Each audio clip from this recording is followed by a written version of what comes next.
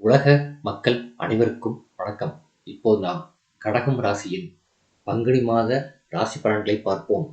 குடும்பம். பாகிஸ்தானத்தில் சூரியன், சுக்கிரன், புதன் மற்றும் ராகு சஞ்சரிக்கும் நிலையில் லாபஸ்தானத்தில் குரு அமர்ந்திருப்பது போதுமான வருமானத்தை குறிக்கிறது. உங்கள் பொருளாதார நிலையை சீர் செய்து கொள்ள ஏற்ற மாதம் இந்த பங்குனி மாதம். குடும்ப சூழ்நிலை மகிழ்ச்சியையும் மன நிறைவையும் அளிக்கும். குடும்பத்தில் சுப செலவுகள் சற்று அதிகமாகவே இருக்கும். அஷ்டமஸ்தானத்தில் சனி பகவான் நிலை கொண்டுள்ளதால் சிறு காரியத்திற்கு கூட அதிக அலைச்சலும் பிரயாசையும் இருக்கும். அடிக்கடி ஏதாவது ஒரு உடல் உபாதை ஏற்பட்டு மருத்துவ சிகிச்சையை நீங்கள் நாட வேண்டி வரும். திருமண முயற்சிகள் கைகூடும். வெளிநாட்டில் வேலை பார்த்து வரும் நெருங்கிய உறவினரின் வருகை மகிழ்ச்சியை அளிக்கும். செவ்வாயின் நிலை காரணமாக சிலருக்கு வீடு மாற்றம் ஏற்படக்கூடும். கணவன் மனைவியரிடையே பரஸ்பர ஒற்றுமை நிலவும். உத்தியோகம். உத்தியோகத்துறைக்கு அதிகார கிரகமான சனி பகவான் ராசிக்கு 8ஆம் இடத்தில் சஞ்சரிப்பது வேலை பார்க்கும் இடத்தில் பிரச்சனையும் ஏற்படக்கூடும் என்பதையும் எடுத்து காட்டுகிறது. மேலதிகாரிகளுடன் சற்று அனுசரித்து நடந்து கொள்ள வேண்டும். சக ஊழியர்களுடனும் அளவிற்கு மீறி நெருங்கி பழகுவதையும் தவிர்க்க வேண்டும் என்பதையே இம்மாத கிரக நிலைகள் குறிப்பிடுகின்றன. தொழில் வியாபாரம். சந்தை நிலவரத்தை முன்கூட்டியே விசாரித்து அறிந்து கொண்டு அதற்கேற்ப உங்கள் விற்பனை திட்டங்களை வகுத்துக் கொள்ள வேண்டியதன் அவசியத்தை இம்மாத கிரக நிலைகள் வலியுறுத்துகின்றன. நியாயமற்ற போட்டிகளை நீங்கள் சமாளிக்க வேண்டி வரும். உற்பத்தியை அளவோடு வைத்துக் கொள்வது அவசியம். மேலும் சக கூட்டாளிகளில் ஒருவர் பிரச்சனைகளை உருவாக்கக்கூடும். அத்தகைய தருணங்களில் சாதுரியமாக நிலைமையை சமாளிக்க வேண்டி வரும். கலைத்துறையினர்.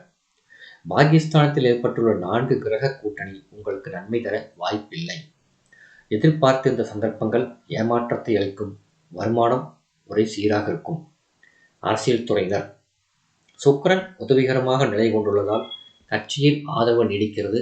அஷ்டமச்சனியினால் உயர்மட்ட தலைவர்களுடன் கருத்து வேற்றுமை உருவாகும். மாணவ மாணவியர். கல்வி முன்னேற்றம் ஒரே சீராக இருக்கும். பாடங்களில் மனம் தீவிரமாக ஈடுபடும். நேர்முகத் தேர்வுகளில் சரியான பதிலளித்து வெற்றி பெறுவீர்கள் என்பதை கிரகநிலைகள் உறுதி செய்கின்றன. இருப்பினும் அஷ்டமஸ்தானத்தில் சனி பகவான் நிலை கொண்டுள்ளதால் ஆரோக்கியத்தில் கவனமாக இருத்தல் மிகவும் அவசியம். குறிப்பாக வாகனம் ஓட்டுவதில் அதிக கவனம் வேண்டும். காரணம் ஜென்மராசியில் செவ்வாயும் 8ஆம் இடத்தில் சனி பகவானும் இருப்பதேயாகும். இத்தகைய கிரகநிலை விபத்துகளை ஏற்படுத்தக்கூடும் என்பதை எடுத்துக்காட்டுகிறது. விவசாயத்துறையினர். சூரியன், செவ்வாய், சனி மற்றும் ராகு அனுகூலமாக இல்லை.